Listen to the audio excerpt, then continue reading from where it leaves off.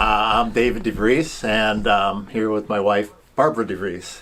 Barb and I, we were married like in 1970, and both in school. And when I graduated or got out of Michigan Tech University in 1978, we moved to Wyoming.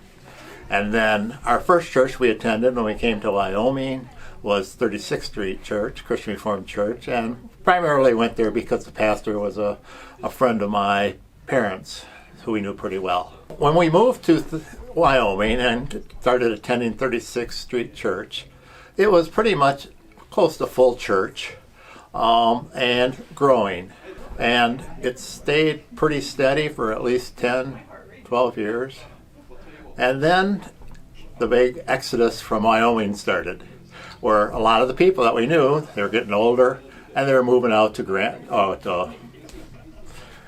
Jenison, Hudsonville, those areas.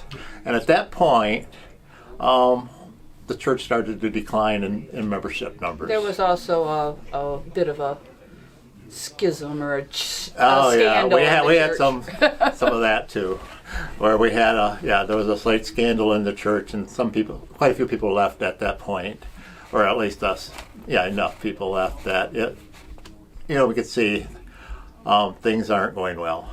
And basically, it was 1997 that that 36th Street decided it was time to close.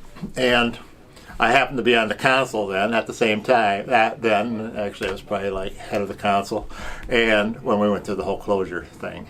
Rogers offered to enfold us, which most of the people did go to Rogers. Some went to Faith Community because they had the new church out there.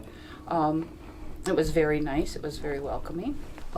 Rogers was really it kind of went the same way as 36th Street Church. When we went there was a fairly good big influx of people that, like some from 36th Street and some of the other churches around that were closing. And so it was, again, a lot of the people in our same age group had kids going to the Christian school. So it was just like we felt like it was family again. We were right in there. Yeah.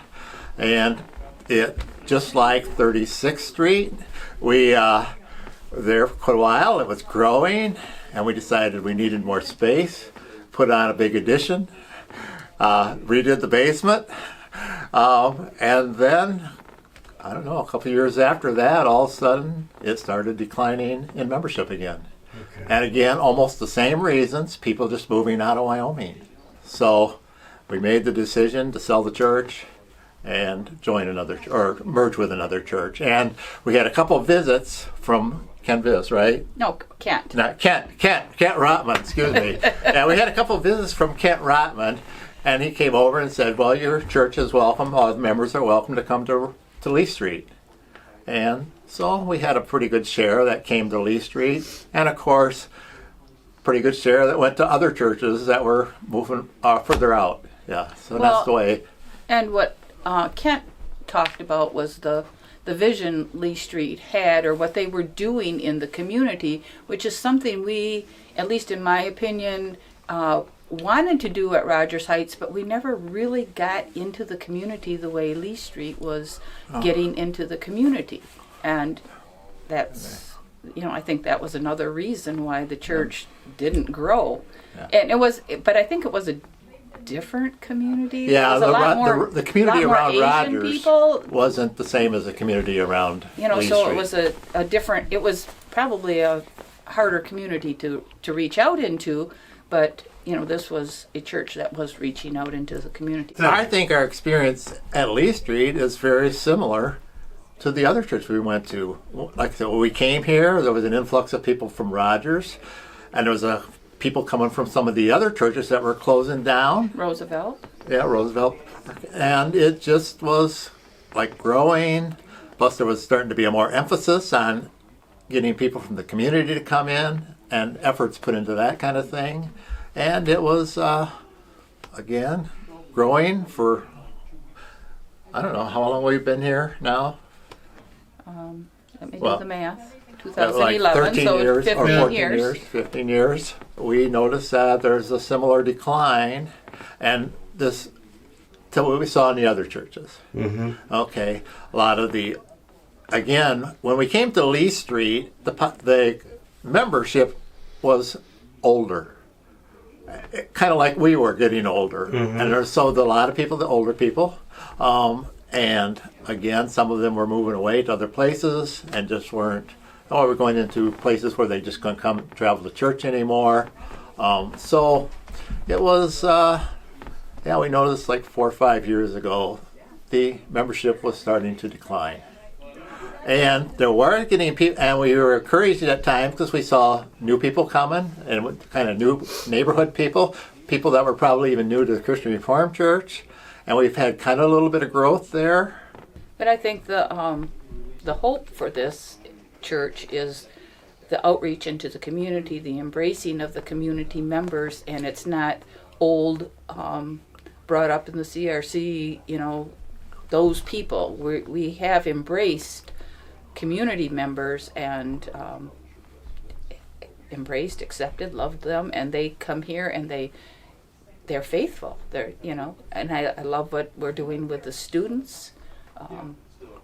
Having worked with GEMS, there's some kids that have had rough times and they're coming here, and that's encouraging.